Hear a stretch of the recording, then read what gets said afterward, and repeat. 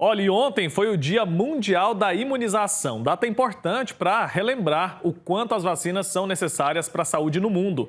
E existem várias doenças que são prevenidas por meio da vacinação. Por isso nós sempre batemos aqui nessa tecla, né? Inclusive, eu convidei a doutora Marina Roriz, que é infectologista, para nos ajudar a entender mais sobre esse assunto. Ela está conectada aqui com a gente. Quero saber, então, doutora, primeiro, né? Bom dia para a senhora, seja muito bem-vinda.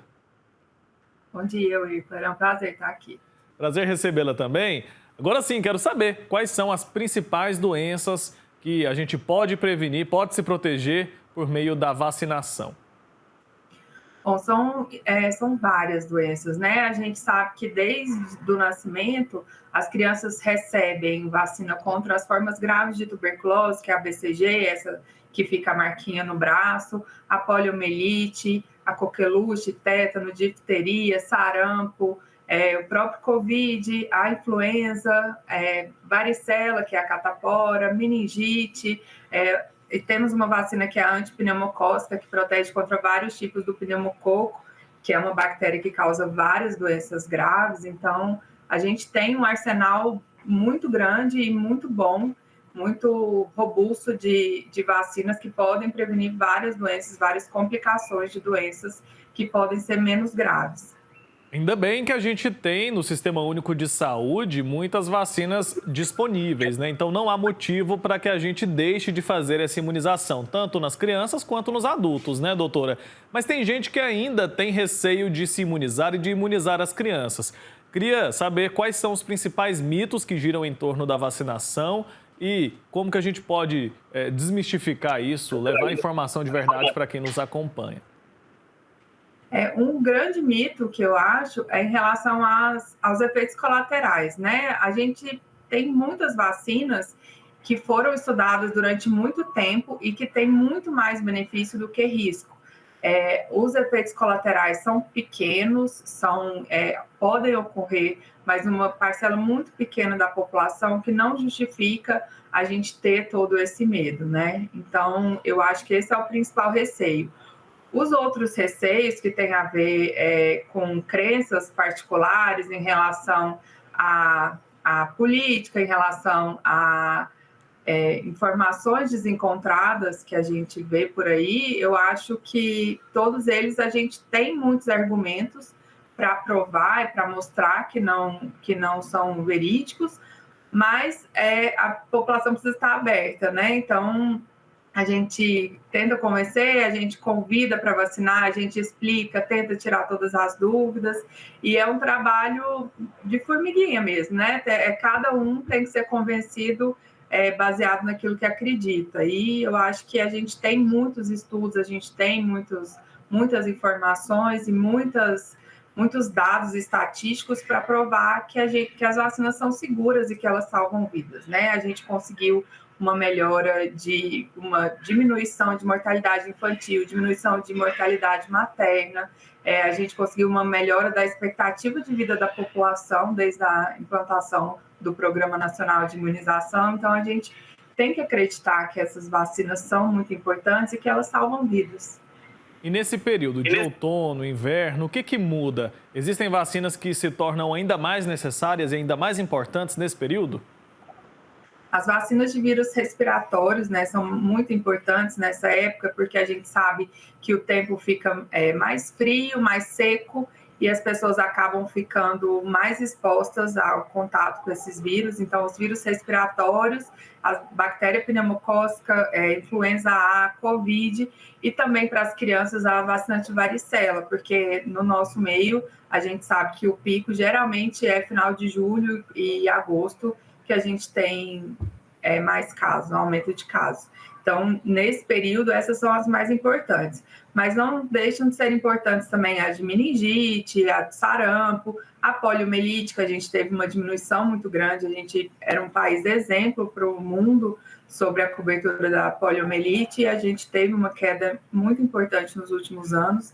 Então, todas essas são muito importantes nesse período especialmente.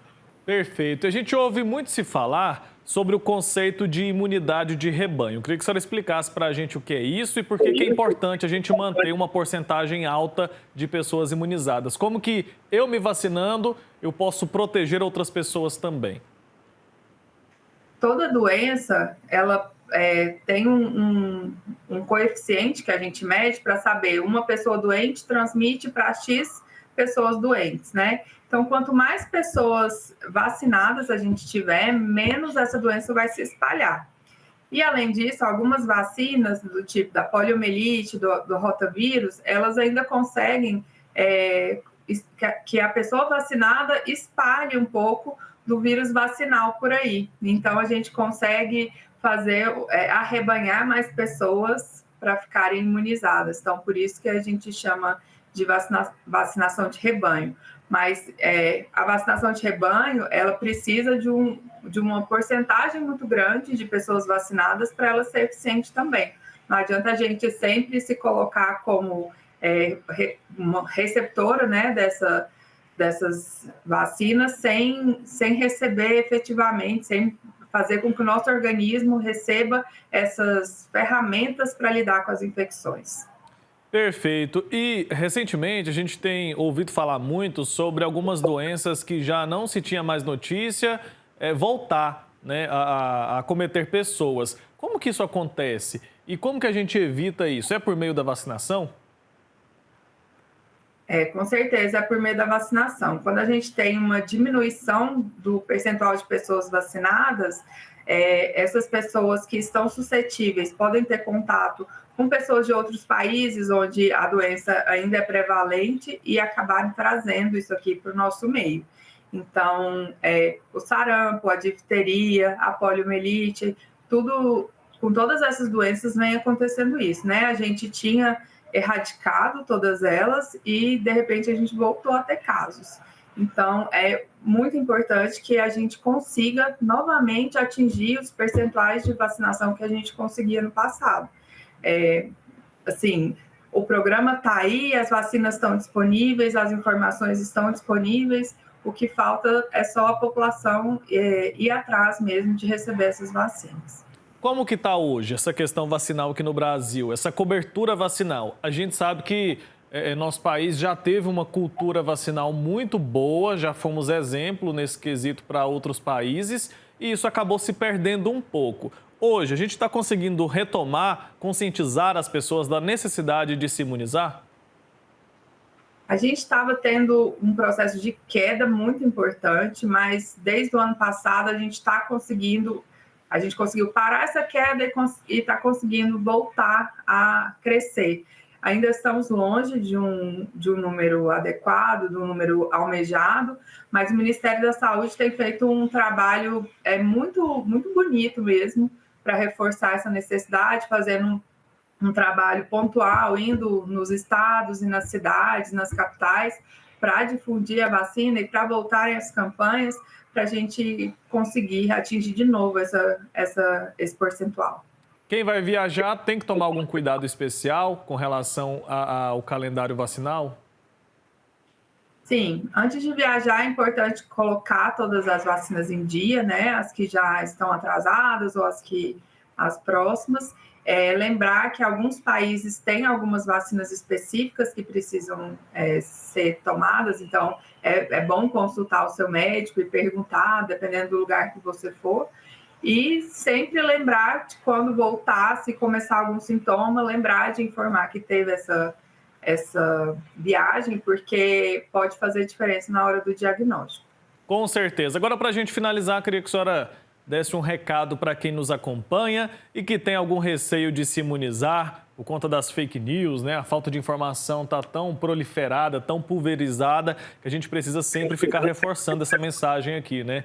Queria saber qual recado que a senhora tem para dar para quem nos acompanha agora e, por algum motivo, tem receio de fazer a imunização.